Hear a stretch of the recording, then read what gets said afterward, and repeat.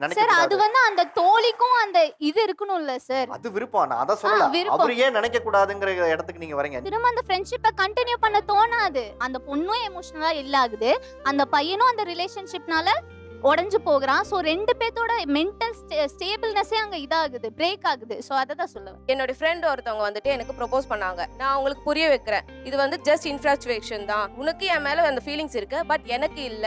So இதுல இருந்து நீ வெளியில வந்துரு, உனக்கு இதை விட நல்ல சாய்ஸ் கிடைக்கும்.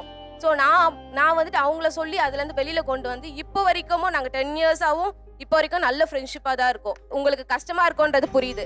ஆப்போசிட் ஜெண்டருக்கும் அந்த ஃபீலிங் வந்தப்போ நீங்க அவருக்கு பேசி புரிய வச்சிருக்கலாம். அது அவருக்கும் கஷ்டமா இருந்திருக்கும். பிகாஸ் 8 இயர்ஸ் ஃப்ரெண்ட்ஷிப்ன்றது வந்துட்டு 2 பேருக்குமே இருக்கிற எமோஷனல். அதாவது ஆண் பெண் நட்புல இருக்கிறதுனாலயே உங்களை நோக்கி வைக்கக்கூடிய குற்றச்சாட்டுகள் என்ன? அலைன்ஸ் வராங்க அப்படின்னா அந்த பொண்ணுக்கு நிறைய பாய் ஃப்ரெண்ட் இருக்காங்க, அதெல்லாம் அவங்க அப்பா அம்மா தட்டி கேட்கறதே இல்லை, கரெக்டாக பொண்ணை வளர்க்கல. எப்படி அவளுக்கு மட்டும் நிறைய பசங்க ஃப்ரெண்ட் இருக்கும், அவ அப்ப வழிஞ்சு பேசுவா, எல்லார்கிட்டயும் வழிஞ்சு பேசுறா, எல்லார்கிட்டயும் வந்து ஃபிளர்ட் பண்ணி பேசுறா அப்படிங்கிற ஒரு குற்றச்சாட்டை வைக்கிறாங்க சார். ஒரு பையனும் ஒரு பொண்ணும் பேசி தொட்டு அடிச்சு பேசினா, அடிச்சு விளையாண்டு பேசினா, இல்ல ஏதோ ஒரு சர்க்கம்ஸ்டன்ஸ்ல நம்ம அடிச்சு பேசுறோம் அப்படின்னா இந்த பொண்ணு எல்லார்கிட்டயும் தொட்டு தான் பேசுவா, இந்த பசங்களை தொட்டு பேசுறது தான் இந்த பொண்ணுக்கு பழக்கம், அந்த மாதிரி பேசுறாங்க சார் சுத்தி இருக்கவங்க. கேரக்டர் அசாசினேட் பண்றாங்க.